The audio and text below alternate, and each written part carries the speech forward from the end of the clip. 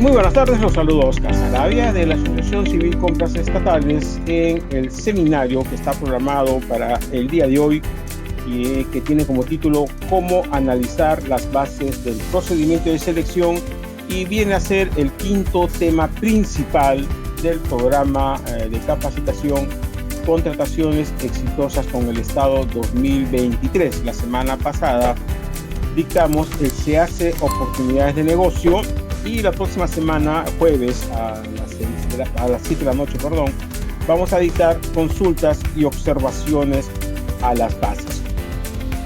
Como ven, el ciclo de seminarios, ¿no?, está relacionado también con las etapas del procedimiento de selección, ¿no? Vamos desarrollando cada una de ellas en función a cómo tienen que hacer ustedes para participar en un procedimiento de contratación pública. Luego de terminar los 12 temas principales que estamos mostrando en pantalla, vamos a continuar con 12 temas complementarios, ¿no?, que están en la pantalla también, los pueden ver ustedes, y con esto cerramos el ciclo de capacitación Contrataciones Exitosas con el Estado. En los seminarios anteriores habíamos indicado que el Estado contrata bienes, contrata servicios, contrata consultoría de obras y contrata ejecución de obras. ¿Y por qué les menciono esto? Porque las bases del procedimiento de selección van a variar en función a si se trata de una contratación de bienes, de una contratación de servicios, de una contratación de consultoría de obras o de una contratación de ejecución de obras, e inclusive dependiendo el valor estimado o el valor referencial de la contratación, ¿no? Si es una licitación pública, hay un tipo de bases que los ha aprobado. Si es un concurso público de servicios, igual. Si es de consultoría, hay otro modelo de bases. En fin, hay varios modelos de bases que ha aprobado el organismo supervisor de las contrataciones del Estado, y lo viene haciendo desde el año 2008, que contienen la información, ¿no?, de cómo se va a desarrollar el procedimiento de selección, cómo se va a efectuar la fase de suscripción del contrato y cómo se va a ejecutar la prestación, ¿no? Las fases de la contratación pública habíamos mencionado que son tres: la planificación, actuaciones preparatorias, la fase de selección y la fase de ejecución del contrato. Entonces, en unas bases del procedimiento de selección, ¿no?, vamos a encontrar información que corresponde a alguna de estas fases, ¿no? Por ejemplo, de la fase de actos preparatorios, ¿no?, es donde la entidad determina cuál es su necesidad, ¿no?, determina las especificaciones técnicas de los bienes que se va a contratar, los términos de referencia del servicio, los requerimientos técnicos mínimos, los requisitos de calificación, ¿no? Entonces, esta información que la entidad prepara, elabora en la fase de actos preparatorios, la va a trasladar a las bases del procedimiento de selección, ¿no? Y lo va a hacer con el comité de selección, ¿no?, si interviene un comité de selección, o con el órgano encargado de las contrataciones. Y estas bases del procedimiento de selección también contienen información relacionada a cómo se va a desarrollar el proceso de selección, es decir, la fase en la cual, ¿no?, la entidad pública va a decidir con qué proveedor va a suscribir el contrato. Y también en las bases encontramos información, ¿no?, de la ejecución del contrato, o sea, cómo se va a ejecutar la prestación que requiere la entidad, ¿no?, ya sea de bienes, de servicios, de consultoría o de ejecución de obras. Entonces, de allí la importancia del tema del día de hoy, ¿no?, de que un proveedor que quiere contratar de manera exitosa con el Estado tiene que hacer un análisis adecuado, correcto y oportuno de estas bases del procedimiento de selección, porque si no se hace este análisis adecuado, ¿no?, luego vienen las complicaciones, ¿no?,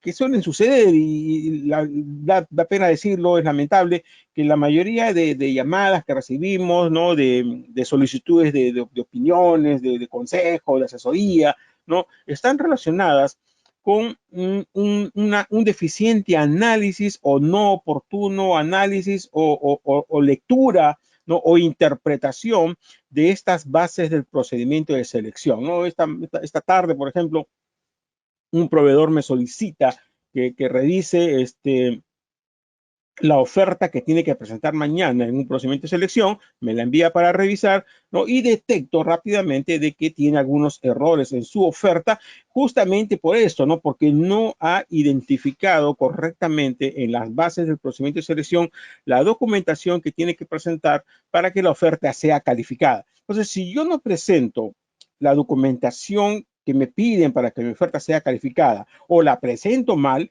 ¿cuál va a ser la consecuencia? Que la oferta va a ser descalificada, ¿no? Porque hay información en las bases del procedimiento de selección que me dicen, oye, yo voy a calificar tu oferta de esta manera. Voy a calificar infraestructura, capacidad legal, experiencia del postor en especialidad, ¿no?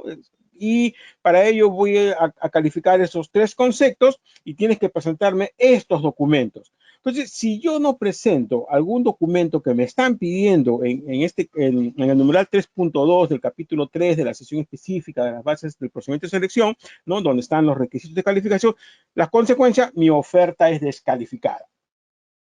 O si no presento o presento mal un documento que me piden en el numeral 2.211 del capítulo 2 de la sesión específica, ¿no? Documentos de presentación obligatoria, mi oferta no va a ser admitida.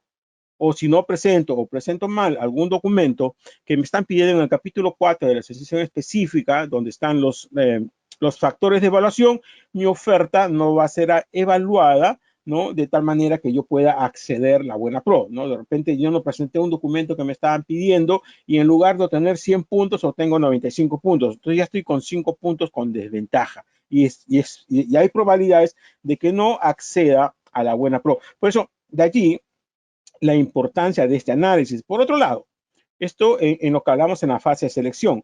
Por otro lado, ¿qué sucede si yo presento bien mis documentos para la admisión, presento bien mis documentos para la calificación y bien los documentos de mi evaluación y me otorgan la buena pro? Viene la fase de consentimiento de la buena pro y luego viene la suscripción del contrato. Pero ¿qué ocurre si yo no tuve cuidado, ¿no? de leer bien y de saber qué tengo que presentar, ¿no? Para la suscripción del contrato? ¿Qué documentos tengo que presentar para la suscripción del contrato? Que están en el numeral 2.3, ¿no? Del capítulo 2 de la sesión específica. Entonces ahí hay una lista de documentos que a mí me piden para la suscripción del contrato y hay unas notas también. Entonces, si yo no presento alguno de esos documentos o los presento mal, ¿no? La entidad, en primer lugar, me tiene que dar paso para subsanar, ¿no? Si los he presentado dentro de los 8 días, me da paso para subsanar. Pero si no subsano o subsano inadecuadamente, no, la entidad sencillamente que va a determinar la pérdida de la buena pro. Entonces yo caminé un montón, avancé un montón, mi oferta fue admitida, mi oferta fue volada, mi oferta fue calificada, me otorgaron la buena pro, hubo consentimiento de la buena pro. Pero por no tener cuidado de leer los documentos que me están pidiendo para la suscripción del contrato, no logro suscribir el contrato. Como les ha pasado a algunas empresas, a algunos proveedores que nos han llamado para ver algunos casos, ¿no? No pudieron conseguir la carta fianza, pensaron que podían presentar la retención y no había la posibilidad de presentar retención en ese proceso, o un proveedor que tenía que presentar, ¿no? Documentos que provenían del extranjero y tenían que tener la postilla de la Haya o la legalización consular, ¿no? Pues en la base se solicitaba eso y no pudo conseguir la legalización consular de un documento y perdió la buena pro. Entonces pierdes la buena pro, no suscribes el contrato y aparte la entidad tiene que informar al Tribunal de Contrataciones del Estado para el inicio del procedimiento sancionador por no haber suscrito el contrato por causa imputable al proveedor. Ok, otra cosa que puede pasar. Mi oferta fue emitida, mi oferta fue volada, mi oferta fue calificada, me otorgaron la buena pro, presenté los documentos para la suscripción del contrato, suscribí el contrato y comienzo la ejecución del contrato.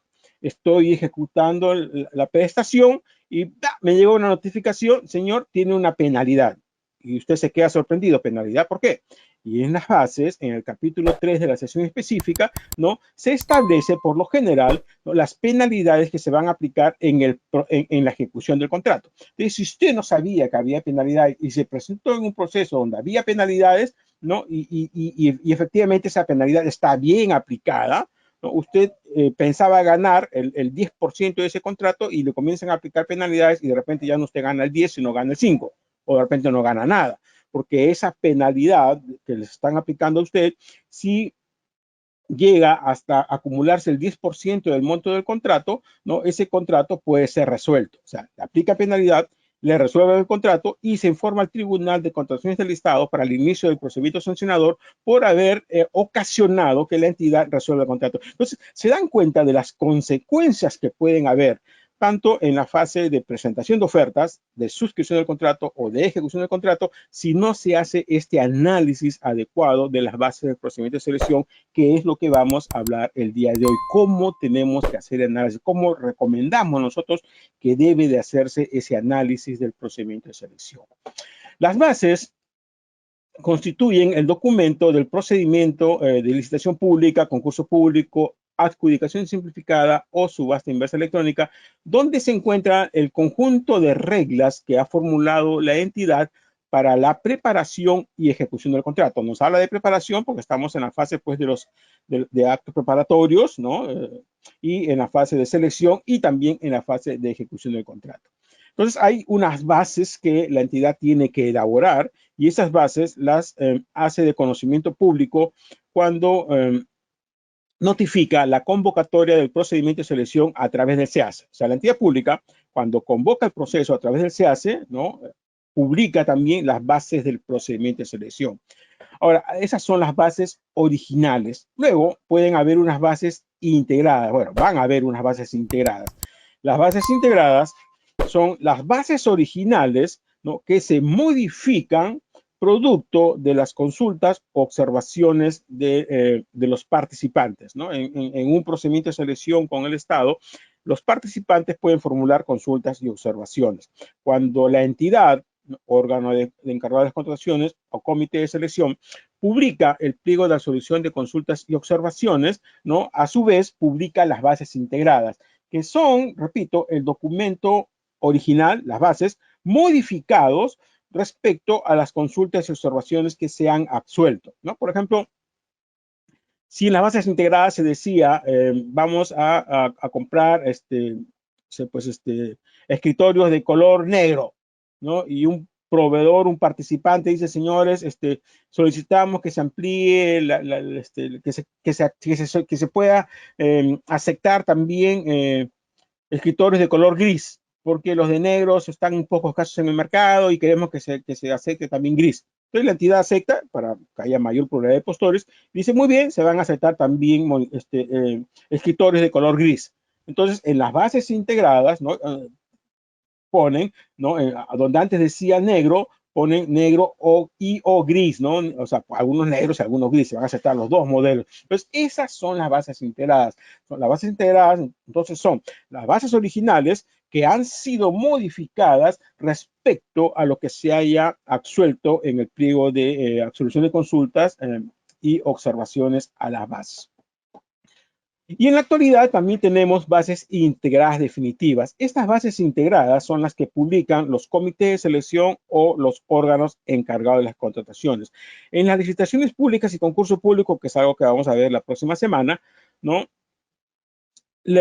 Los participantes pueden solicitar que se eleve al OCE, ¿no? El pliego de solución de consultas y observaciones y las bases integradas para que el OCE emita un pronunciamiento, ¿no? Si un participante detecta que hay una transgresión a la normativa de contratación pública o de la que regula el procedimiento de selección en el pliego de solución de consultas y observaciones o en las bases integradas publicadas por la entidad, solicita, ¿no? Que se eleve los actuados al OCE para que el OCE emita un pronunciamiento, solamente en licitaciones públicas y concursos públicos.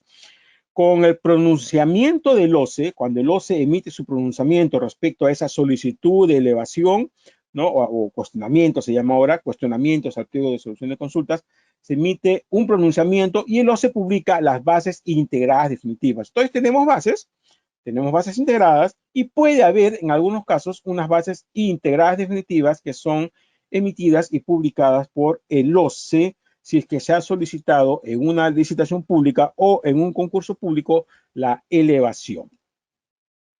Muy bien, desde el año 2008 les decía yo, ¿no? Que el OCE viene ya emitiendo bases estándar. Antes de esta fecha, cada entidad pública elaboraba sus bases de acuerdo a sus propios criterios. Entonces uno encontraba que las bases de una entidad pública tenían un orden y ciertos requisitos, ¿no? Y en otra entidad pública tenían un orden distinto y otros requisitos diferentes, ¿no? Otros parámetros, otros criterios, ¿no? Entonces eso dificultaba la contratación pública porque en un lado podría haber un orden determinado o un criterio determinado y otra entidad pública algo distinto, ¿no? Entonces complicaba la contratación pública, pero ya desde el año 2008 el OCE aprueba, antes con su CODE, bases estándar. Entonces ya hay un tipo de bases, ¿no?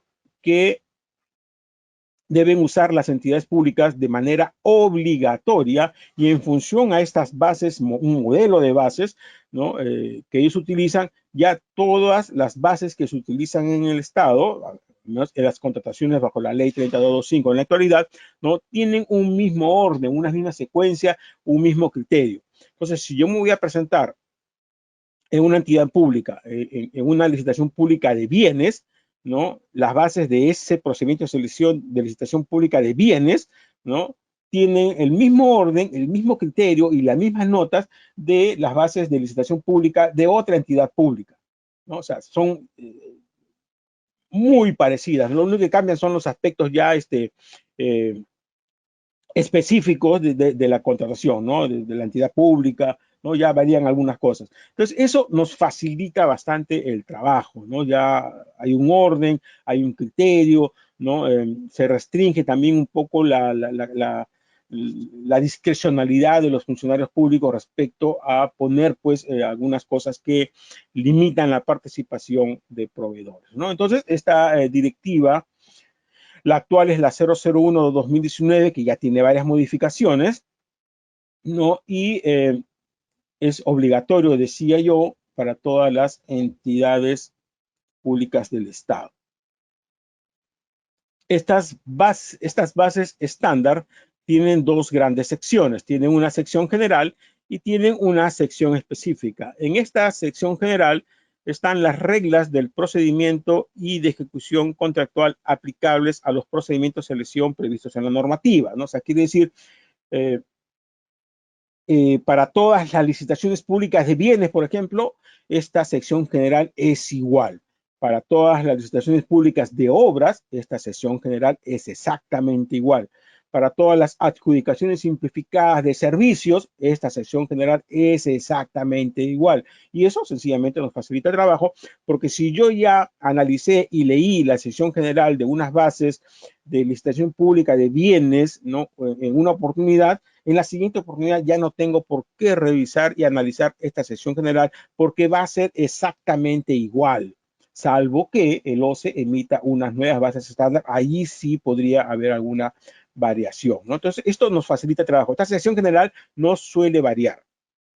La que sí se modifica es la sección específica y eso va cambiando en función a las condiciones particulares del procedimiento de selección, ¿no? O sea, ya ahí sí la entidad pública que está convocando el procedimiento de selección hace algunas modificaciones, ¿no? Pero igual hay reglas generales, ¿no? En esta sección específica hay unas reglas generales, ¿no? Que no puede modificar la entidad pública, ¿no? Por ejemplo, el orden, los documentos que se piden para la admisión de la oferta, la forma como se acreditan los requisitos de calificación, la forma como se acreditan los factores de evaluación. Eso una entidad pública no lo puede modificar, ¿no? Entonces hay reglas que tienen que respetarse y hay notas importantes que uno debe de leer siempre, ¿no? Además, esta sesión específica tiene formatos y anexos, ¿no? Entonces, en la oferta yo tengo que presentar alguna documentación y parte de esa documentación, los modelos están en las bases, ¿no? Que son los anexos, el anexo número 1, declaración jurada del postor, el anexo número 2, ¿no? Del artículo 52 del reglamento, el anexo número 3 de cumplimiento de las especificaciones técnicas o los términos de referencia, el número 4 del precio, ¿no? La promesa de consorcio, el plazo de entrega, ¿no? Y el precio, ¿no? Entonces ahí están los modelos de anexos que me van a servir para elaborar mi oferta, ¿no? Ahí está el modelo. Yo solamente tengo que completar alguna información que se pide ahí y ya tengo mis anexos para presentar, ¿no? Pero también estas bases, tanto en la sección general como en la sección específica, tienen algunas notas importantes, nota de pies y algunas advertencias, ¿no? Que son importantes, como su nombre lo dice acá, que se lean porque tienen información que nos permite, pues, a hacer las cosas de manera correcta, ya sea para elaborar la oferta, para suscribir el contrato o para ejecutar la prestación. La sesión general está compuesta de 3 capítulos. El capítulo 1, etapas del procedimiento de selección. El capítulo 2, solución de controversias durante el procedimiento de selección. El capítulo 3, del contrato. La sección específica tiene 5 capítulos. El capítulo 1, generalidades. El capítulo 2, del procedimiento de selección. Capítulo 3, requerimiento. Capítulo 4, factores de evaluación técnica o factores de evaluación.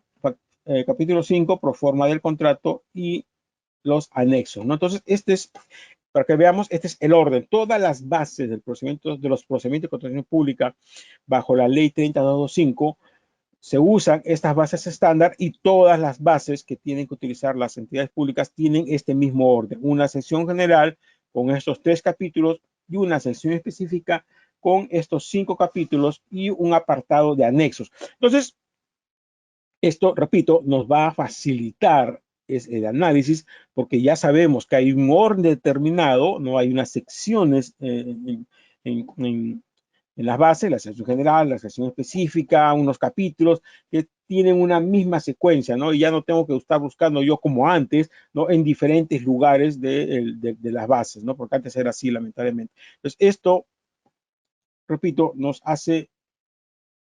facilita el trabajo y nos permite hacer un mejor análisis del procedimiento de selección. En la sesión específica, ¿no?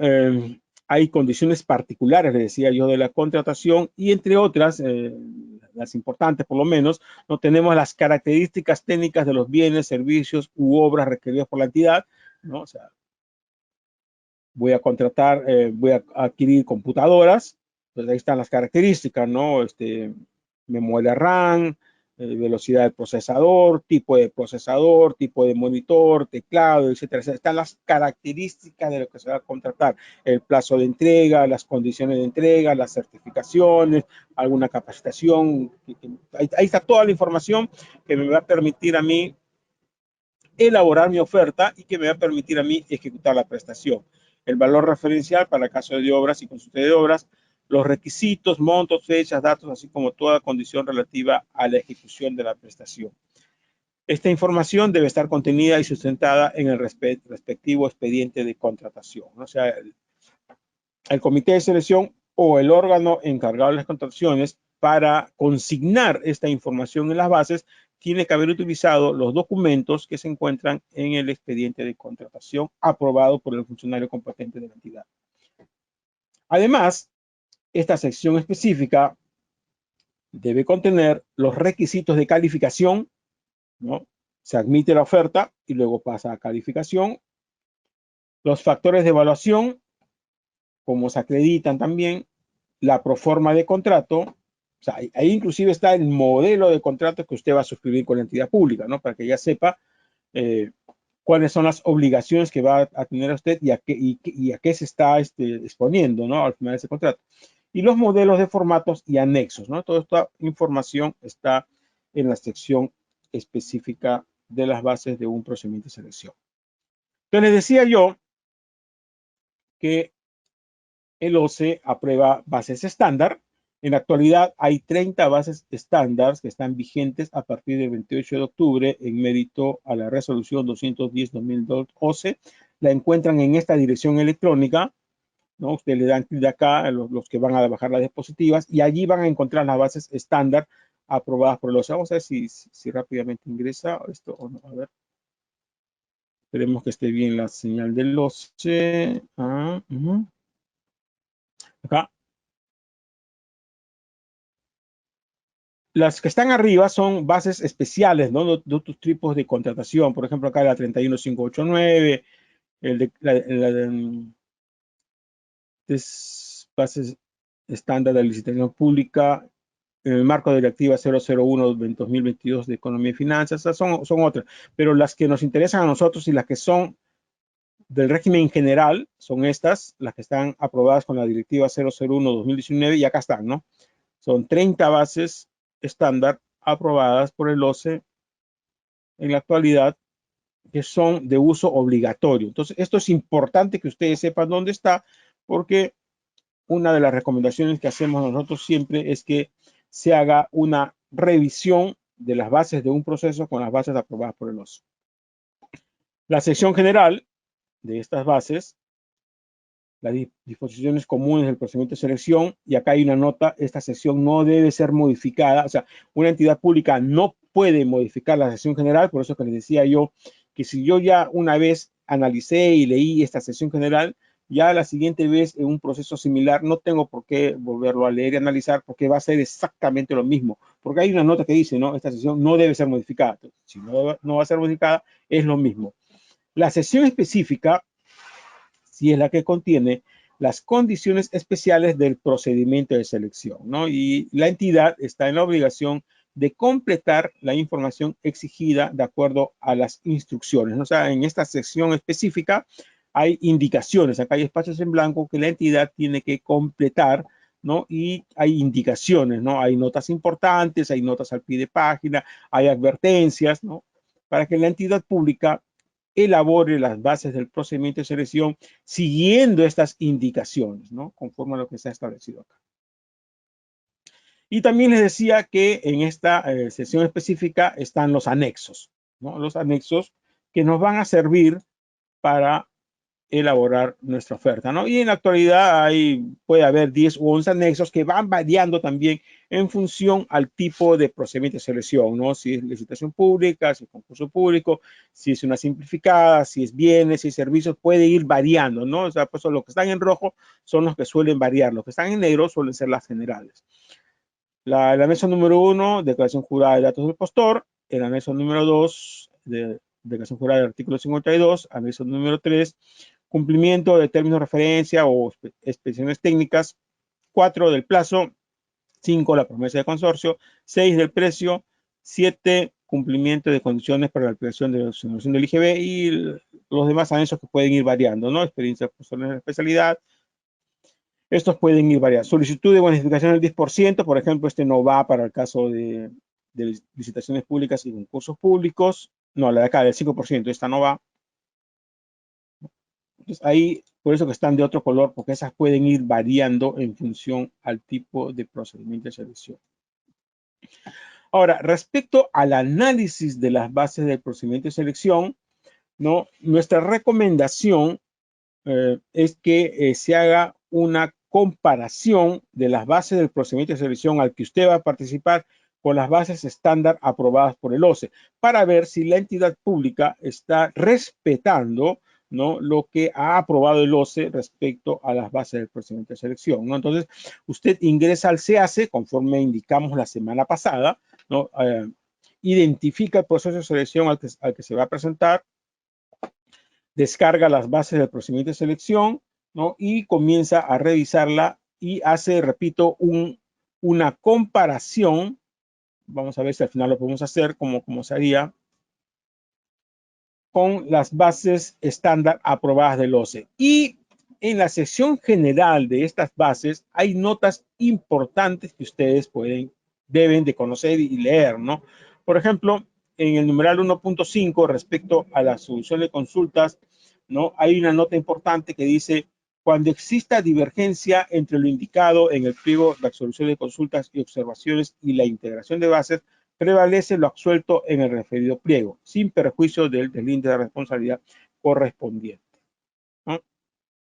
Entonces, si en el pliego de absolución de consultas se contestó de una manera y al momento que la entidad pública integra sus bases, no corrigió lo que dijo en el pliego de absolución de consultas, lo que nos está diciendo esta nota: oye, cuidado, que prevalece lo que está en el pliego de solución de consultas. Pero si en el pliego de solución de consultas se dijo, se va a aceptar escritorios de color gris, pero no se trasladó esa indicación en las bases integradas, prevalece que se va a aceptar escritores de color gris. Entonces, ¿qué implica ello? Que al momento de elaborar mis ofertas, yo tengo que tener cuidado de mis bases integradas y también el pliego de resolución de consultas, porque podría suceder que la entidad pública no haya corregido adecuadamente sus bases integradas y en el pliego de resolución de consultas haya información que me va a permitir a mí elaborar mi oferta de mejor manera, ¿no? Entonces, hay que tener cuidado con eso. Respecto a la elevación, dice, constituye infracción, posible sanción, presentar cuestionamientos maliciosos, ¿no? O sea, se dan cuenta, acá hay notas importantes que uno tiene que conocer. Respecto al consentimiento de la buena pro, una vez consentido el consentimiento de buena pro, el órgano encargado de contrataciones realiza la verificación de la oferta. Recurso de apelación. Una vez otorgada la buena pro, el comité de selección estable la obligación de permitir el acceso a los participantes, ¿no? Se otorga la buena pro y los participantes están en su derecho y la entidad en la obligación de permitirle el acceso al expediente de contratación, ¿no? Se puede pedir copia de los documentos, puede acceder a la lectura, tal como indica en esta nota, en el numeral 2.1 de la sección general. Y también en esta sección, estamos mencionando solamente algunas, las más importantes al menos que consideramos nosotros. Y en esta sección general también hay algunas advertencias, ¿no? Por ejemplo, elevación al OCE, advertencia, dice. La solicitud de elevación al OCE de los cuestionamientos, al pliego de absolución, así como a la general, se realiza de manera electrónica a través del SEACE a partir de la oportunidad en que establezca el OCE. Esto todavía no está habilitado, por ejemplo, ¿no? Se supone que esta solicitud de elevación va a ser a través del SEACE, pero todavía, que yo sepa, no está habilitada esta función. O sea, que actualmente se hace a través de una carta dirigida a la entidad pública ingresada por mesa de partes. Requisitos de las garantías. Los funcionarios de las entidades no deben aceptar garantías emitidas bajo condiciones distintas a las establecidas en las bases, ¿no? Ahí están las condiciones. Pagos. En caso de retraso de los pagos, salvo que se dé a caso fortuito, esta reconoce intereses legales, ¿no? O sea, acá hay advertencias en la sección general. Lo mismo en la sección específica. En la sección específica también hay unas notas importantes que ustedes deben de conocer, ¿no? Documentos para la admisión de la oferta. Y esto es clave, ¿no? Miren lo que dice acá al final del numeral 2.211. El comité de selección verifica la presentación de documentos requeridos de no cumplir lo requerido, la oferta se considera no admitida, no está nuera. Acá hay otra nota más importante abajo. Requisitos para perfeccionar el contrato. Corresponde a la entidad a verificar las garantías presentadas. Los requisitos deben adoptar acá respecto a los requisitos de calificación. Ustedes van a darse cuenta que hay una parte que dice los requisitos de calificación que la entidad debe, cuando habla de debe, es obligatorio. Y luego dice, asimismo la entidad puede, cuando dice puede, ¿no? Son facultativos, ¿no? A veces nos han preguntado, ¿por qué en estas bases no se considera el requisito de calificación del personal clave? ¿No? Y en otras sí, y hay algunos que dicen, quiero observar por qué en estas bases no están pidiendo calificación al personal clave. Y lo que pasa es que en las bases hay unas notas, ¿no? Que dicen, los requisitos de calificación debe, estos son obligatorios, y puede, son facultativos. Entonces, si la experiencia del personal clave es un requisito de calificación facultativo en este procedimiento de selección, no se le puede exigir a la entidad pública que lo considere, porque dice bien claro que puede. Lo mismo en los factores de evaluación. Hay factores de evaluación que son obligatorios, donde ahí se puede, y hay factores de evaluación que son facultativos, que dice, no, debe. El precio es obligatorio. Y también en estas bases, en la sección específica, hay algunas advertencias importantes, ¿no? Esta es la que decía yo, que está en el numeral 2.2.2, que es importante. Dice acá, el comité de selección no podrá exigir al postor la presentación de documentos que no hayan sido indicados en los acápites, documentos para la emisión de la oferta, numeral 2.211, requisitos de calificación, numeral 3.2 y factores de evaluación, capítulo 4. Entonces, está diciendo claramente, oye, comité de selección, oye, OSC, órgano encargado de actuaciones, tú no puedes pedirle al postor algún documento o no puedes descalificarlo o no puedes dejar de emitir una oferta si es que no ha presentado algún documento ¿no? Pero que ese documento no haya estado consignado en alguna de estas secciones. Entonces, en el numeral 2.211 está la relación de documentos para la admisión de la oferta. Si una entidad pública no admite mi oferta porque me está pidiendo un documento que está en el capítulo 3, ¿no? En el capítulo 3 donde están los términos de referencia y dice, el postor deberá presentar en su oferta el certificado de tal cosa. Y yo no presento ese documento, ¿no? La entidad no podría no admitir mi oferta porque hay una nota acá que dice, oye, tú no puedes exigir ningún documento que no esté en esa sección. Entonces, ¿qué es lo que tuvo que hacer la entidad? Si la entidad quería solicitar ese certificado, ¿no? Para la admisión de la oferta, debieron trasladarlo al numeral 2.211. O sea, en el numeral 2.211 debió consignarse. El postor deberá presentar el certificado de calidad tal, ¿no? Si no se ha puesto en el numeral 2.211 y está en el capítulo 3, entonces eso determina que al postor no se le pueda, ¿no?, exigir ese documento por esta nota que está muy clara acá. Y de esto hay resoluciones a montones del tribunal, ¿no? Ahora, si uno impugna esto, puede suceder, ¿no?, que el tribunal determine la nulidad del proceso si es que ese documento era realmente necesario, ¿no? Si ese documento era realmente necesario, tenía que presentarse y la entidad o el comité de selección o el órgano encargado de las contrataciones no fue diligente y no trasladó ese requerimiento al numeral 2.211, ese proceso tiene que ser declarado nulo porque está viciado. Lo mismo en el numeral 2.3, ¿no? Hay una nota que dice que las entidades están prohibidas de exigir información que pueden obtener mediante la interoperabilidad. Y también hay una nota que dice que no pueden pedirse documentos que no están, para la firma de contrato, que tampoco puede pedirse documentos que no están en este numeral 2.3, ¿no? De eso voy a poner acá, no sé qué pasó, pensé que estaba.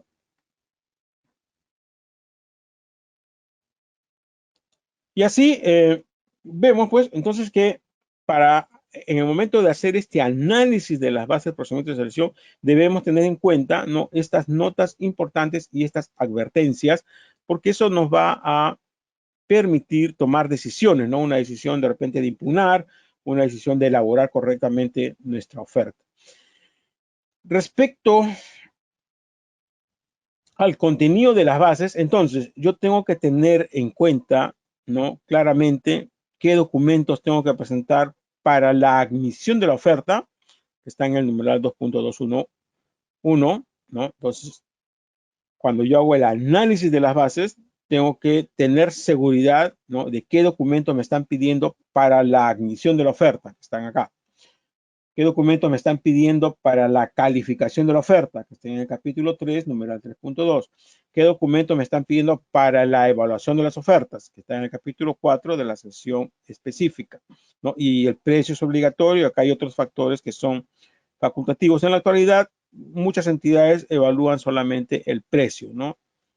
Los otros factores a veces no se usan, pero igual tenemos que hacer este análisis para saber qué me están pidiendo.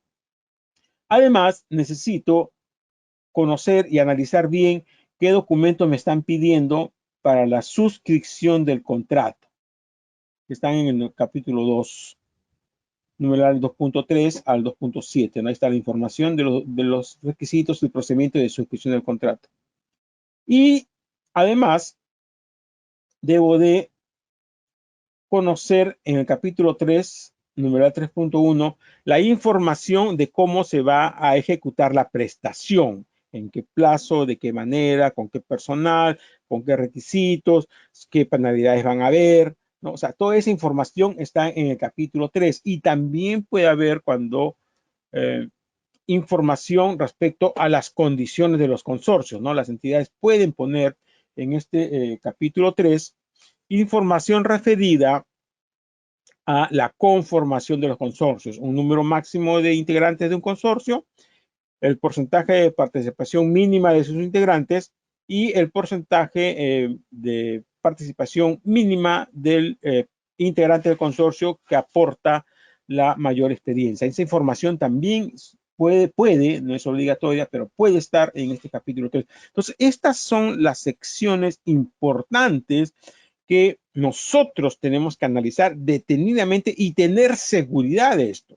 Cuando estamos haciendo este análisis de estas bases y yo estoy revisando esta información, si yo tengo alguna duda respecto a cómo acreditar algún documento para la admisión de la oferta, para la calificación o para la evaluación, sencillamente voy tomando nota y voy preparando, ¿no?, mi información para la siguiente etapa, que es consultas y observaciones, ¿no? Tengo una duda. Oye, acá dice que tengo que presentar folletos y catálogos para acreditar las características técnicas de los bienes que estoy ofreciendo, pero ¿qué? ¿De todos? ¿De una parte? ¿De cuál de ellas? ¿No? Entonces, ahí yo hago una consulta o hago una observación.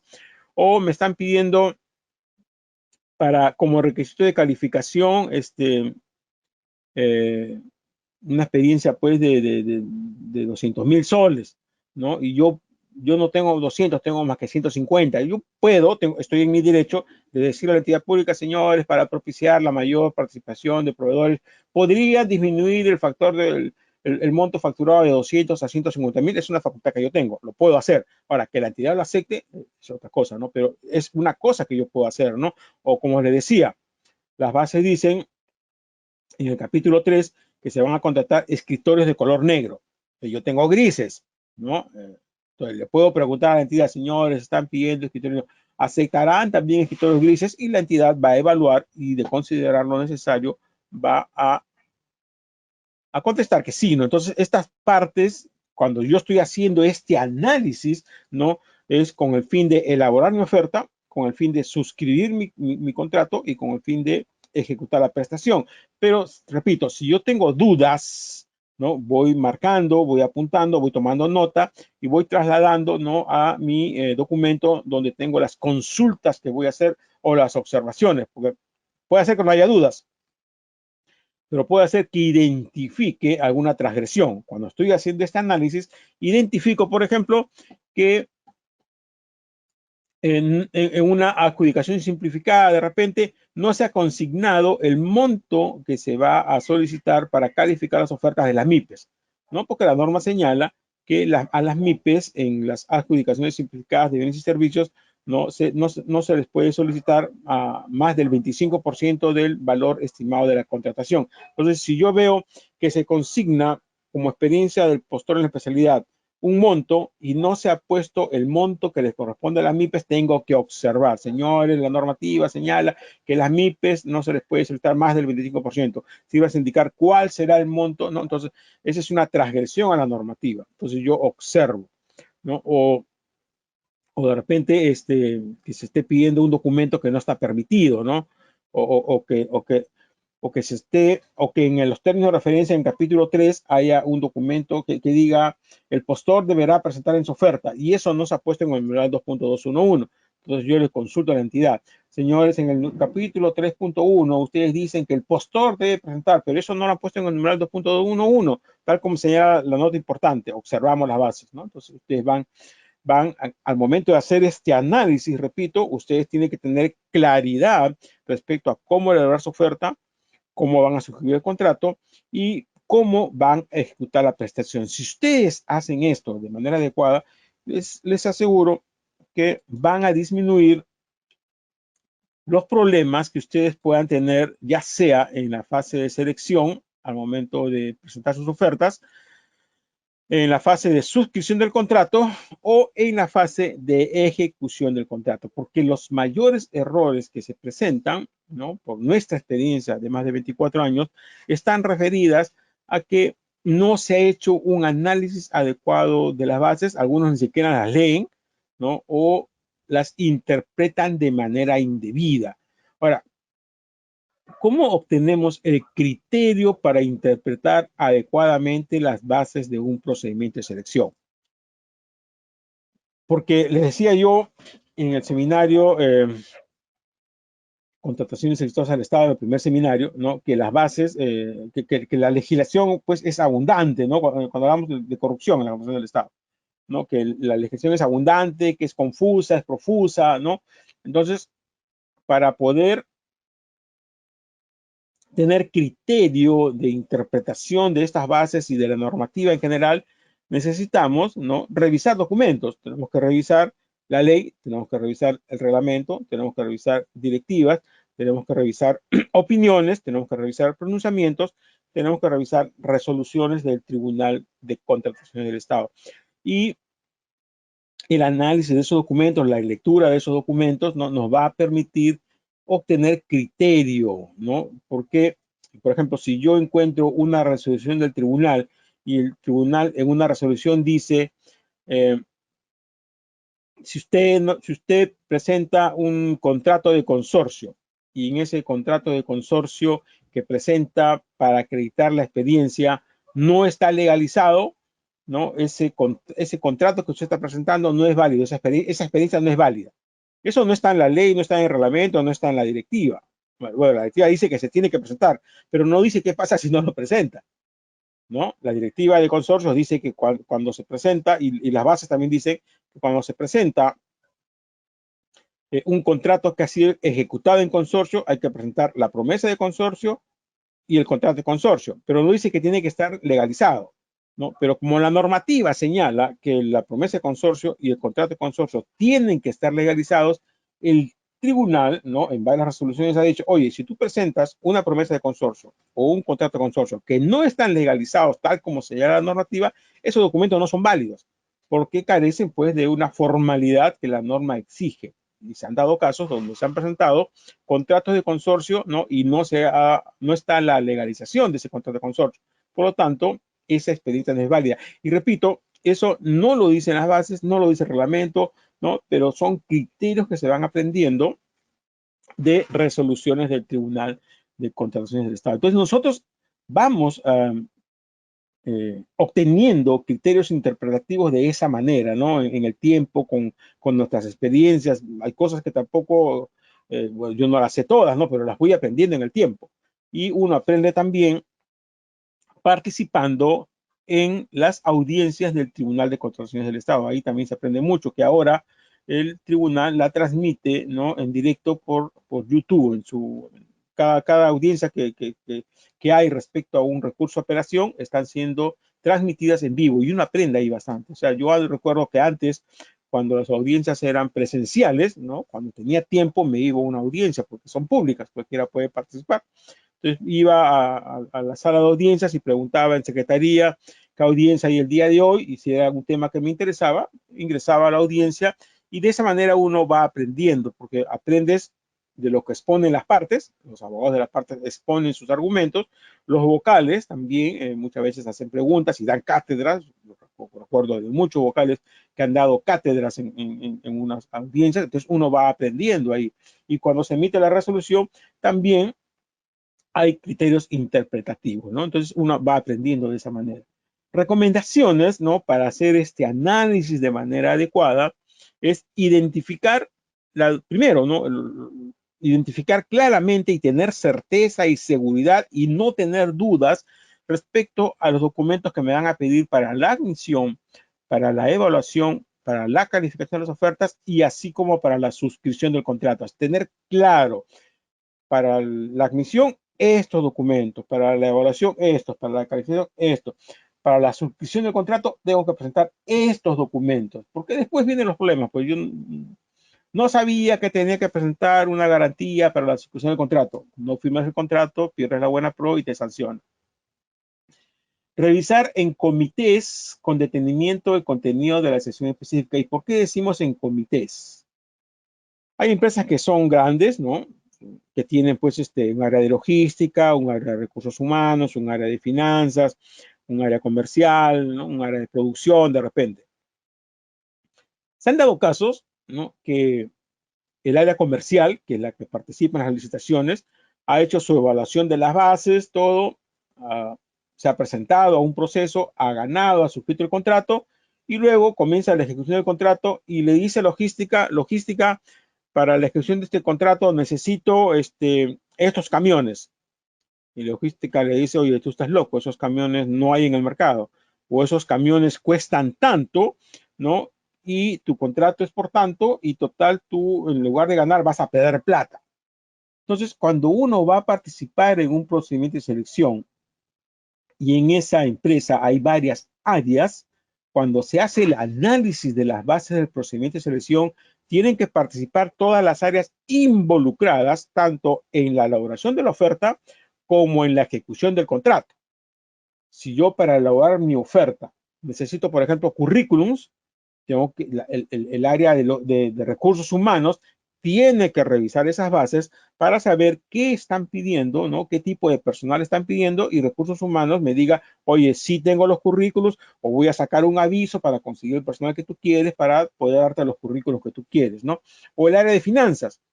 Finanzas va a revisar y va a ver, oye, mira, acá te están pidiendo una carta de fianza, más o menos tu oferta va a ser tanto. No, yo no recomiendo presentarse porque la fianza va a ser muy cara o no la vamos a poder conseguir, ¿no? Entonces, por eso acá ponemos en comité. En este análisis de la base del procedimiento de selección tienen que participar todas las áreas que estén involucradas, que tengan algo que ver con la elaboración de las ofertas y con la ejecución del contrato, para que luego no haya sorpresas. Y estas áreas también son las que tienen que participar, ¿no? Y tienen que aportar y decir, oye, yo tengo esta consulta, yo tengo esta duda, mira, considero que esto hay que observarlo, legal también, ¿no? Participa legal. Yo tengo que hacer, por ejemplo, nuestros clientes, los que tienen el servicio contratado de Licita Fácil, ellos nos dicen, Oscar, nos vamos a presentar este proceso. Y nosotros lo primero que hacemos es analizar las bases. Y les vamos diciendo, oye, en estas bases se están pidiendo esto, ¿eh? Ten cuidado, esto acá, oye, mira, por si acaso tenemos que observar esto, ¿no? Y ellos nos pasan sus consultas, sus observaciones, y nosotros las adecuamos, ¿no? Entonces, es parte del trabajo que tenemos que hacer este análisis de las bases del procedimiento de selección, ¿no? Participamos en eso. La recomendación que les hacía es comparar las bases del procedimiento de selección con las bases respectivas aprobadas por el OCE. Que si es una licitación pública que me voy a presentar de bienes, me bajo las bases de licitación pública de bienes del OCE y hago una comparación. En mi pantalla pongo en un lado las bases del proceso de selección al que me voy a presentar, y en el otro lado de la pantalla pongo las bases aprobadas del OCE. Voy comparando. Mira, acá respecto a los requisitos de calificación hay esta nota. A ver, entidad, ¿estás cumpliendo o no? Acá dice que solamente se puede calificar habilidad, infraestructura estratégica y esto. Y acá están calificando experiencia del gerente general, ¿no? Pero el gerente general no tiene que ver nada con la ejecución, porque solamente se califica al personal clave, el que va a participar directamente, ¿no? En la ejecución de la prestación, que es un ingeniero residente, que es un supervisor, ¿no? Porque en el capítulo 3 está el personal clave y no está el gerente. Entonces, ¿cómo me vas a pedir acá un gerente tú, no? Eso va en contra de lo que dice la base estándar. Y así voy identificando, ¿no? Que las bases del procedimiento de selección al que me voy a presentar esté respetando el contenido de las bases estándar aprobadas del OCE y las indicaciones que ha dado el OCE. Y si encuentro algo que no está bien, tengo que observar. Señores comité de selección, en el punto tal de sus bases ustedes señalan tal cosa. Sin embargo, las bases estándar aprobadas por el OCE a través de la directiva 001-2019, ¿no? Señala lo siguiente. Por lo tanto, ustedes están transgrediendo la directiva aprobada por el OCE. Desarrolle las consultas y observaciones a las bases, sobre todo al requerimiento. En esta fase del análisis, yo tengo que desarrollar ya mis consultas, tengo que ir desarrollándolas, las voy conversando en el comité y luego las preparo para que puedan ser presentadas. Despeje todas sus dudas, no haga suposiciones. Yo pienso que, creo que la entidad quiere decir esto. No, tengo que estar seguro. La entidad me está pidiendo esto, ¿no? Hay algo que no está muy claro por ahí, se va a mi formulario de consultas y observaciones. Elabore una lista de cotejo, ¿no? ¿Qué documentos tengo que presentar en oferta? ¿Qué documentos para su contrato? Nosotros les estamos dejando a los que están participando en GoToWebinar un modelo de lista de cotejo, pero lo vamos a ver. Hago una estimación y simulación del puntaje que debo obtener, ¿no? Como están los factores de evaluación, yo hago una estimación. Claro, si está el precio nomás, no puedo saber porque no sé cómo va a ir mi competencia, ¿no? Pero si hay más factores, tengo que saber, ¿no? Así, mira, puedo tener en el precio tanto, en este factor de evaluación de experiencia tanto, en este factor de certificado de calidad tanto, ¿sí? Puedo llegar a 95, 98. Revise las notas y advertencias de las bases del procedimiento de selección. Este es clave, vital. Y consulte a los especialistas, ¿no? O sea, eso es... En la mañana, en la tarde, como a las 4:30 de la tarde, hablaba con un proveedor que varias veces me escribe, me llama, me dice que ya está cansado, que está harto, ¿no? De tanta corrupción que hay en las contrataciones públicas. Sí, es verdad, hay mucha corrupción en las contrataciones públicas, pero la única manera de enfrentar esta situación es capacitando, estando capacitado y contar con el asesoramiento adecuado. Si usted no está debidamente capacitado, ¿no? Un funcionario público va a abusar y va a decir, no, descalifican nomás, no, no admitan, no creo que apele. Y usted no va a apelar efectivamente porque no sabe lo que es una apelación, porque no sabía que el Tribunal de Contrataciones del Estado, ante una situación similar, no ha dicho que usted tiene la razón y que la entidad no tiene la razón. Entonces, por eso que es importante estas capacitaciones que hacemos nosotros y sobre todo eso se complementa con el asesoramiento. Cuando una empresa tiene personal que está capacitado, ¿no? Que es un personal bien seleccionado, capacitado, y cuenta con el asesoramiento adecuado, las cosas funcionan correctamente, ¿no? Tenemos clientes con más de 24 años que están con nosotros, 24 años consecutivos, ¿no? Brindándoles asesoría integral en contrataciones del Estado, ¿no? Que nos permite, pues, brindarles toda esta información, estas capacitaciones y trasladar muchas experiencias que tenemos, ¿no? Muy bien, con eso terminamos el tema del día de hoy.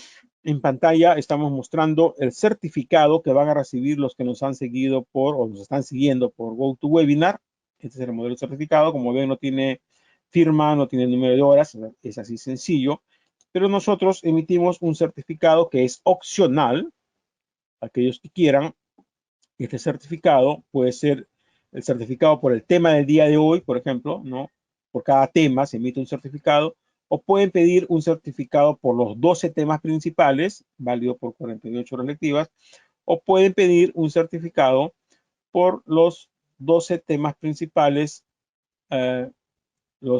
algunos complementarios con validez de 120 horas lectivas, ¿no? La información se les está dejando también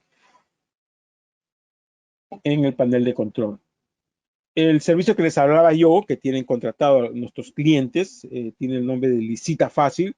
Si bien es cierto, contratar con el Estado no es fácil, nosotros tratamos de hacerlo fácil en función a los conocimientos y la experiencia de 24 años que tenemos, ¿no? Este servicio de asesoría integral cubre todas las fases del procedimiento de contratación.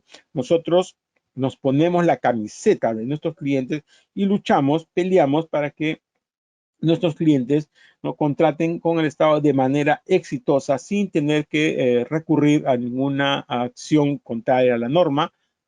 Promovemos la lucha anticorrupción, ¿no? Y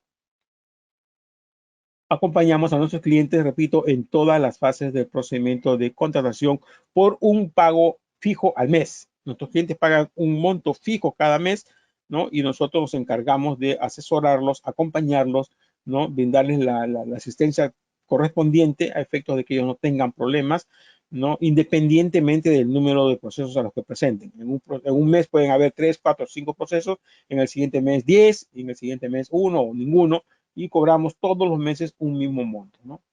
Es la facilidad que les damos a nuestros clientes. Y repito, tenemos clientes de más de 24 años con este servicio. Están colaborando con nuestros seminarios, porque ustedes comprenderán que esto tiene un costo. Lo que hacemos nosotros, la plataforma que usamos es cara, ¿no? La Expo Proveedores colabora con nosotros. Vamos a estar también exponiendo. Nosotros el 15, 16 y 17 de marzo vamos a estar en la Expo Proveedores. Están todos invitados. Aún tengo entendido que hay stands libres, está participando varias entidades públicas, van a ir los gobernadores regionales, van a ir los alcaldes, van a ir los funcionarios públicos de logística, de muchas entidades públicas, porque va a haber un encuentro de operadores logísticos. O sea, es un buen momento para hacer, pues, relaciones públicas con gente del empresariado y gente también del Estado. OBS Bot también colabora con nosotros, que son la cámara de video que utilizamos nosotros, es de esta marca, OBS Bot. Tenemos también un convenio con ellos, ¿no? Tenemos algunas cámaras disponibles, si alguien está interesado nos escribe. Son muy buenas cámaras, ustedes pueden ver la calidad de cámara, tienen control remoto, control PTZ, control con gestos, ¿no? Uno mueve la mano y la cámara lo sigue, ¿no? Son unas cámaras profesionales de alta calidad. También colabora con nosotros Exa Consulting, que es la que nos da el soporte con la retransmisión de nuestros videos en Facebook y YouTube Live. Y colabora también con nosotros Licisoft, que es la empresa que emite los reportes del SEACE y las alertas del SEACE, ¿no? Son los que están colaborando este año con nosotros. Y en pantalla, finalmente, nuestros datos de contacto. La página de compras estatales, donde publicamos todos los días noticias, información, opiniones, comentarios relacionados a las contrataciones públicas y lucha contra la corrupción. La información de Licita Fácil, del servicio que les hablaba hace un instante. Si alguien quiere verla y conocer más de ese servicio, ingresa a esta página. En esta dirección se publican la información de los seminarios. Hoy día a las 11 cambia la información. Cada jueves a las 11 cambia la información con el tema de la siguiente semana. Mi correo personal, el correo de denuncias y mi teléfono personal y los accesos a redes sociales. Con eso damos por cerrada la exposición para nuestros amigos de Facebook Live y YouTube Live. Los invitamos a que la siguiente semana nos sigan a través de la plataforma oficial. Nos quedamos con los que están en GoToWebinar para la sección de preguntas. Muchas gracias a los que nos han seguido por Facebook Live y YouTube Live. Hasta otra oportunidad con ellos. Vamos a dar inicio a la sesión de preguntas solicitando que sean preguntas relacionadas al tema del día de hoy. Tengo 4 manos levantadas. Voy a bajar la mano a todos los que la han levantado, por favor, para comenzar de nuevo, porque parece que son algunas de hace buen rato.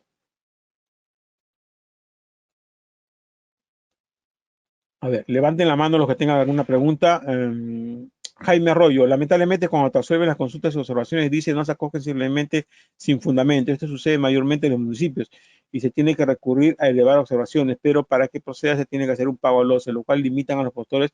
Eso Jaime, efectivamente, yo he criticado muchas veces ese pago que se está haciendo al OCE ahora por la elevación de cuestionamientos, ¿no? Anteriormente se hacía un pago, si no me equivoco, de 375 soles. Pero ahora hay que pagar 1.092 soles, lo cual me parece que es un monto exagerado. El OCE debería disminuir ese monto para que los participantes puedan acogerse pues a esa posibilidad de solicitar la elevación al OCE. Ahora, siempre existe la posibilidad, ¿no?, de hacer una denuncia, ¿no? Si usted, hay proveedores que me dicen, sí, pero no puedo pagar, denuncie, pues, ¿no? Denuncie, presente una queja al órgano de control interno, presente una queja a la Contraloría, presente una queja al OCE, aunque el OCE de repente lo declara improcedente, pero bueno, si nos quedamos callados va a ser peor, ¿no?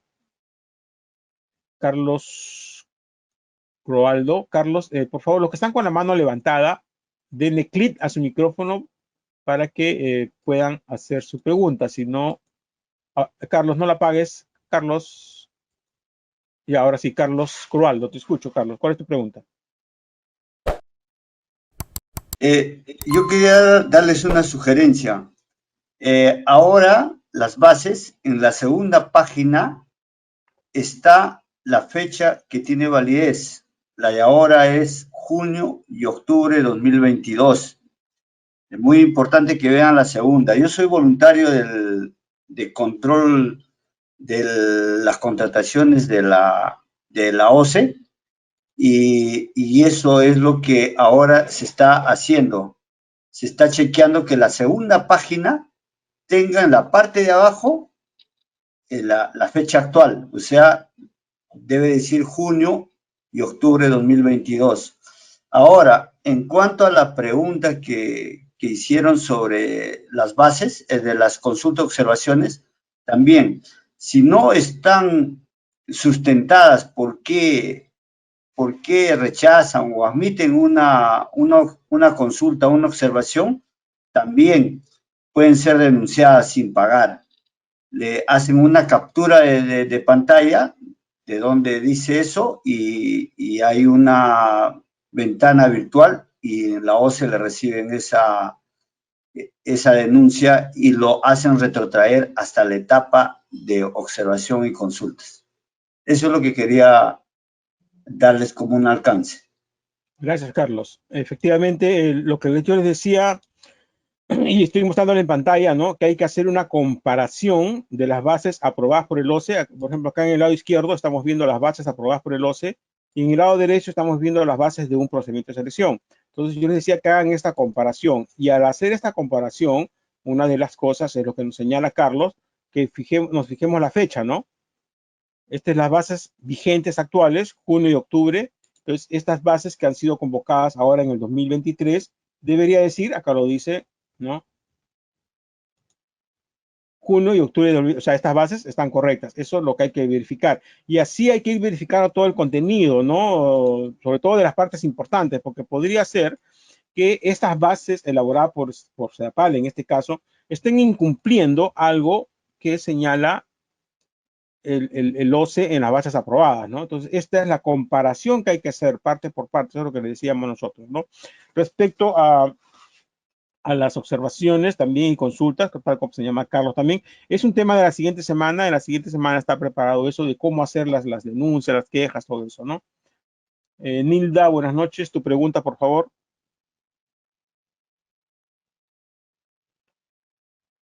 Nilda Peña, buenas noches. ¿Tienes alguna pregunta? Nilda. Buenas noches. Sí, te escucho, Nilda. ¿Estás con la mano levantada? Buenas noches. Una consulta. Cuando hay una pérdida de buena pro por no presentar los documentos, ¿hay alguna forma de conciliar? No. Puedes apelar. Si tú consideras que has perdido la buena pro de manera indebida, o sea, que te han quitado la buena pro, ¿no? De manera indebida, que sí, tú has cumplido con todo, o que la entidad no ha seguido el procedimiento adecuado, tú puedes impugnar, pero no puedes conciliar. Bueno, lo que pasa es que, bueno, se ganó la pro el año pasado, en octubre, hubo una apelación en la cual fue improcedente, nos dieron la razón, pero no sabíamos que esto quedaba firme. Decía que había que presentar los documentos para contrato dentro de los 8 días, la cual eso desconocíamos. Bueno, pensábamos que eso iba a quedar consentida, ¿no? Pero, sin embargo, este año quedó consentida el 6 de febrero. Presentamos los documentos para el contrato, luego nos emitieron una resolución, pérdida de buena pro, porque nosotros no hemos presentado los documentos dentro de la fecha, ¿no? Sí, claro, lo que pasa es que la norma señala que cuando la buena pro está consentida o queda administrativamente firme, el postor está en la obligación de presentar los documentos para firmar el contrato. Y a ti te ha ocurrido eso, ¿no? Como ha habido un recurso de apelación, el tribunal emitió una resolución, confirmó la buena pro, ¿no? Entonces la buena pro quedó administrativamente firme. Entonces ya no tienes tú que esperar el consentimiento de la buena pro, sino con la resolución del tribunal, ¿no? Se te habilita a ti el plazo, comienza a computarse el plazo para firmar el contrato. Al no haber tenido conocimiento de eso, al no haberlo hecho, ya has perdido la buena prueba. Y eso es lo que decimos, ¿no? O sea, muchos de los errores que se cometen en la contratación pública son por desconocimiento. Tú no sabías eso, o por no contar con el asesoramiento correspondiente. Por ejemplo, nuestros clientes, ¿no? Nosotros le vamos informando. Oye, mira, ya se publicó el consentimiento, ya se emitió la resolución, ¿no? Se emitió la resolución, te han confirmado la buena pro, tienes tantos días para suscribir el contrato. Entonces, si un proveedor quiere contratar con éxito con el Estado, tiene que estar capacitado y las dos cosas, ¿no? Contar con el asesoramiento correspondiente. Si no, le va a pasar lo que le pasó a Nilda, pues lamentablemente. Renato Vera, buenas noches. ¿Cuál es tu pregunta, Renato? Hola, Oscar, un grato saludarte. De igual manera, Renato. ¿Me escuchas? Gracias.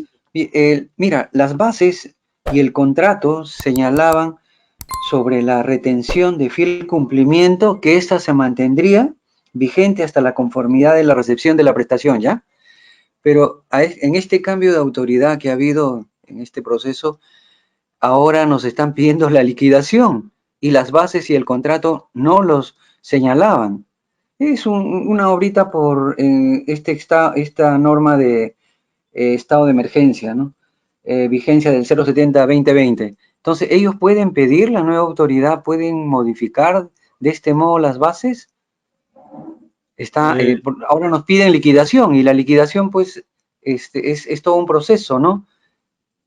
Mira, si me hablas del decreto de urgencia 070, no te podría decir porque no lo conozco, ¿no? Yo siempre he dicho de que los temas que expongo están relacionados a la 30225. Tendría que analizar qué dice el 070 y si es que hay unas bases estándar para el 070 para poderte dar una respuesta válida. No me atrevo a darte una respuesta sin tener esa información, ¿no? Si fuera en el caso de la 30225, ahí sí te puedo decir, porque en la 30225 se exige la liquidación, ¿no? Pero del 070 no sabría decirte honestamente, Renato. Me envías un correo o un WhatsApp, lo puedo ver el día de mañana si gustas.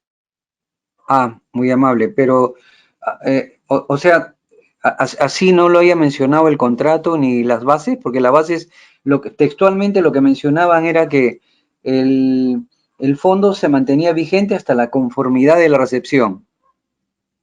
Y a otras empresas del año pasado sí les han devuelto, pues, en base a esta conformidad, pero la nueva autoridad está pidiendo ahora la liquidación. Puedo dar una opinión válida, porque podría ser que en las bases digan eso, pero que en el reglamento o alguna norma del 070 diga lo contrario, ¿no? Que lo válido es la liquidación. Entonces, prevalece la jerarquía de normas. Unas bases no pueden ir en contra de lo que diga un decreto supremo, por ejemplo, ¿no? Claro. Pues no puedo opinar, Renato. Te mentiría si puedo opinar válidamente. No puedo opinar válidamente. Si alguien que está acompañándonos tiene la información y nos ayude en buena hora, que levante la mano y le doy el micrófono para que nos explique un poco de esto del 070, ¿no? Gracias, Renato. José Rimarachi, mano levantada, micrófono apagado. Cintia Chumacero, buenas noches. Cintia, tu pregunta. ¿Qué tal? Buenas noches. Sí, tengo una consulta. ¿Sí? ¿Me escuchan? Sí, te escucho, Cintia. Sí. Bueno, participamos en una legislación con Indecopi y en sus bases, bueno, en el tema de documentación y presentación obligatoria, ¿no?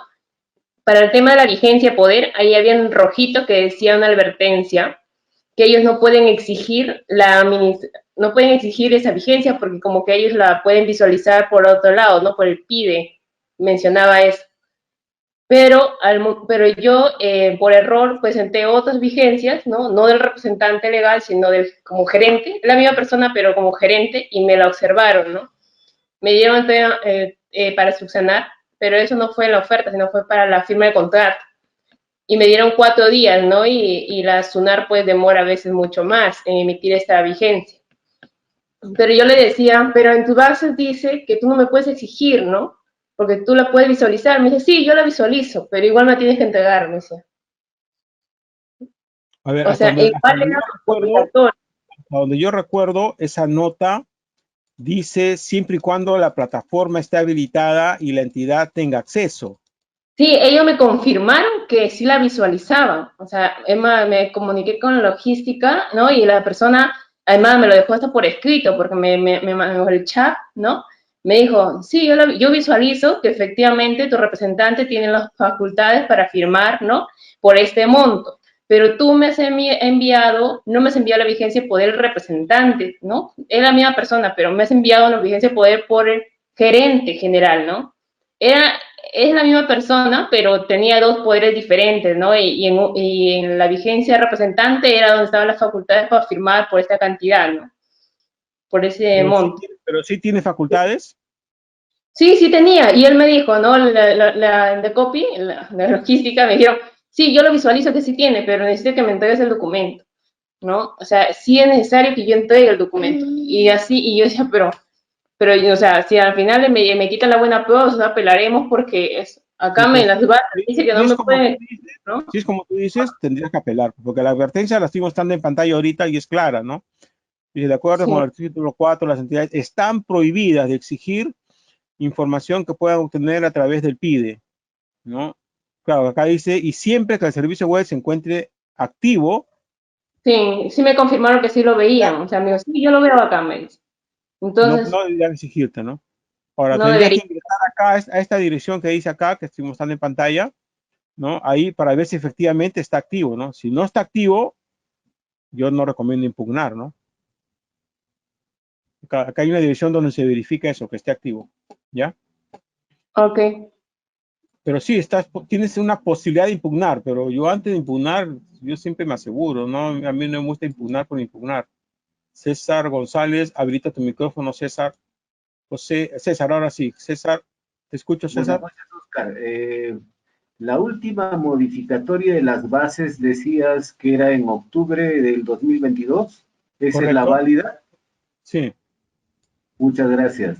Muy Ok, agradecido. acá está, mira. Acá está en las bases estándar. Acá está. Junio y octubre, esto es lo último. Ajá. ¿Ya? ¿Cómo podría ser el seguimiento de las bases, digamos, cada vez que aparece una modificación? Ingresando en esa dirección que les he dado yo ahí. Ah, ok. Sí, ahí aparece, el OCE las publica en su página. Ok, ¿Ya? gracias. Ok, César. José Valdimeri Rimache. José, activa tu micrófono, José. José Rimarache. José, te Señor escucho, Oscar, José. buenas ¿Cómo noches. estás? Buenas noches a todos Buenas los noches, José. presentes. Bueno, yo quería hacer una consulta. Mire, yo trabajo para una empresa, somos proveedores del Estado, lo que es bienes, pero siempre que hemos tratado nosotros de llevar nuestros expedientes, en el anexo número 6, con respecto a la experiencia del postor, dice que el postor debe presentar la documentación fehacientemente, ¿no? Lo que es su contrato, su factura, su comprobante y su conformidad. Pero me he encontrado siempre con la sorpresa, con la competencia que nos han ganado, simplemente con presentar un contrato nomás, pero sin sustento alguno. Hemos apelado en varias ocasiones, pero el comité siempre nos ha hecho caso omiso. Dígame, ¿es correcto eso que la entidad acepte al postor solamente la presentación del contrato sin ningún sustento? Mira, las bases son claras, ¿no? Las bases dicen que se acredita con contratos, orden de compra y la conformidad respectiva. Y dice, o sea, tiene que estar el contrato y tiene que estar la conformidad. Si no está la conformidad del contrato, no debe ser validada esa experiencia. Si la entidad está incumpliendo eso, tendrías que presentar una solicitud de emisión de dictamen al OCE por transgresión a la normativa o una queja al órgano de control interno de la entidad, ¿no? Sí, siempre lo he hecho. Como le vuelvo a repetir, nosotros siempre hemos cumplido a cabalidad y de acuerdo a la convención que nos pide. Incluso nosotros adjuntamos nuestro contrato, la factura, el comprobante de pago y su conformidad, ¿no? Para sustentar toda la experiencia. Pero los demás postores, no, algunos simplemente presentan su factura sin comprobante o contrato sin conformidad, ¿no? Sí, pues como te digo, lamentablemente no hay otra forma, ¿no? Sí. Apelar, o si no quieres apelar, o se apela si no te dan la razón, queja al órgano de control interno, denuncia a Contraloría y denuncia al OSA también por transgresión a la normativa, ¿no? Ya. Muy amable, gracias. Ok, José. Brandon, habilita tu micrófono, lo tienes desactivado. Brandon, ahora sí te escucho, Brandon. Buenas noches. ¿Qué tal? Buenas noches. Una consulta, mire, bueno, hay una directiva de, creo que es 12/2017, que es la de gestión de riesgos. Ya, esta directiva indica que en la proforma de contrato, ¿no? En las bases, se debe de consignar una cláusula de esto de gestión de riesgos, ¿no? Donde se identifique quién es el responsable y todo detallado, ¿no? La consulta es, si, bueno, uno con el revisar las bases no advirtió esto y no se colocó una proforma de riesgos, y bueno, así se hace el contrato, se firma, se ejecuta, se hace la liquidación y todo. Y mi consulta es, ¿esta experiencia sería válida para acreditarse cuando uno se presenta a una licitación, ¿no? Bueno, para el caso de obras. En mi opinión, sí. ¿O no es válida? En mi opinión, sí, porque a ti te están pidiendo el contrato y la conformidad o la liquidación de la obra, ¿no? Para acreditar tu experiencia, pero no te están pidiendo de que el contrato cumpla con las formalidades, ¿no? El hecho de que el contrato no haya incluido la gestión de riesgos no implica que ese contrato sea inválido.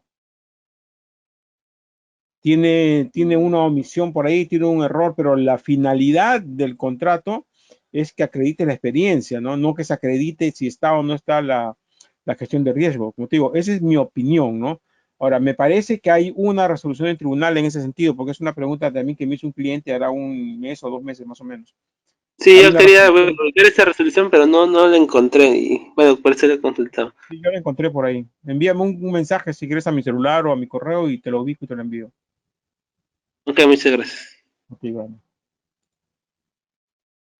Juan Alberto Jiménez, habilita tu micrófono. Juan Alberto, lo tienes apagado.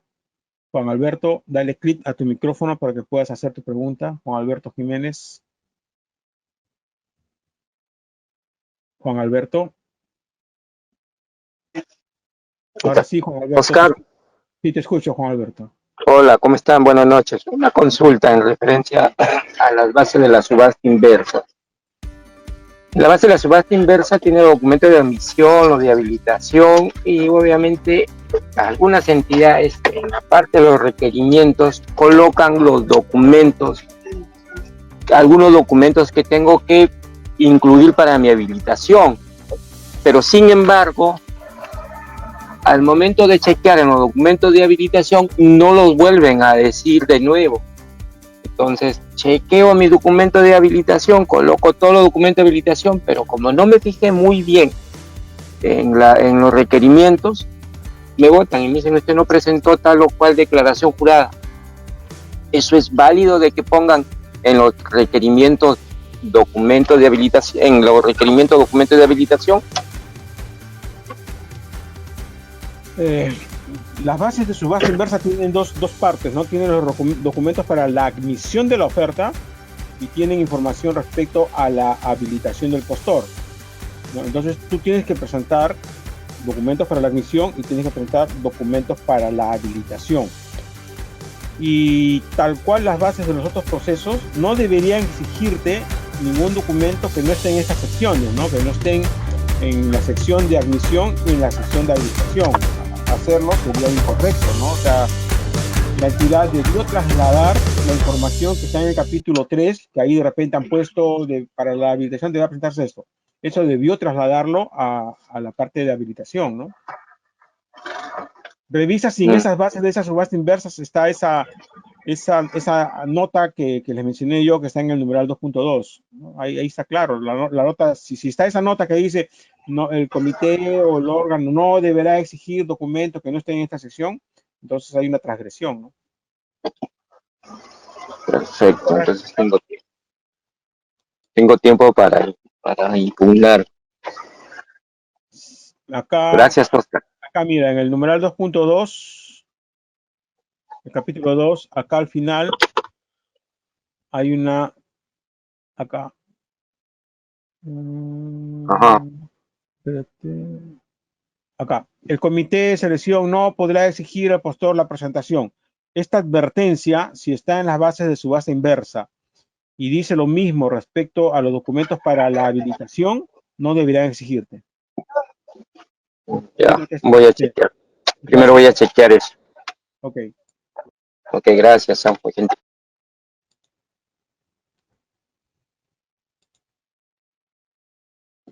A ver, tengo preguntas en el chat. Consulta. Un proveedor ya nos está brindando el servicio. Yo como área usuaria, ¿puedo modificar el TDR sin afectarlos? Depende del tipo de modificación, ¿no? Si es una modificación que ha determinado la selección del postor, no la puedes hacer, porque eso implicaría que como que tú estás favoreciendo al postor, ¿no? Depende del tipo de modificación, ¿no? Por ejemplo, si se decía, pues, en las bases que tiene que ejecutar 8 horas diarias, ¿no? Y luego lo cambias a 4, por decir, eso sería pues como favorecerlo, ¿no? Se pueden, las bases, el contrato puede ser modificado, ¿no? La norma dice que se puede modificar, pero hay formas, hay cosas que no se pueden modificar, ¿no? Tendrías que leer el numeral 34.10 de la ley. David Jonathan, en la etapa de subsanación de los documentos para el perfeccionamiento del contrato, agotado los 4 días hábiles, si aún subsiste cierta documentación que considero no es esencialmente grave, se ha presentado 129 como garantía, la cantidad señala que 120.223.02, utilizando la calculadora del OCE, que es un documento no vigente. ¿A qué se puede hacer? La entidad estaría contraviniendo la ley. Bueno, la normativa permite solamente una subsanación, Si tú le has advertido al proveedor, ¿no? Cuando presentó los documentos, oye, tu carta fianza tiene un error, o no presentaste la carta fianza y te presentan una carta fianza con un error, sencillamente no podrías firmar el contrato, ¿no? Ahora, es una decisión ya de la entidad, si lo permite, pero podría haber, pues, si hay una acción de control, podría haber problemas, porque la norma es clara, ¿no? Si no se subsana o no se presentan los documentos, pierde la buena pro. Y los postores tienen que ser, pues, diligentes, ¿no? Al momento de hacer sus cosas con el Estado. 23 son... Ya, estamos sobre la hora. A ver, la última pregunta. Para la firma del contrato, ¿se puede delegar a un tercero? El contrato tiene que ser firmado por los que tienen poderes. Entonces, si es que hay una persona en tu empresa que tenga poderes para firmar contratos, ella puede firmarlo, ¿no? Pero no es que yo tengo poderes y se lo doy a otro. Tiene que estar registrado, tiene que estar en registros públicos esa designación de poderes. Muy bien, amigos, habiendo terminado el seminario del día de hoy, agradezco mucho su asistencia. Nos vemos la próxima semana en el seminario consultas y observaciones a las bases. Que tengan un buen fin de semana.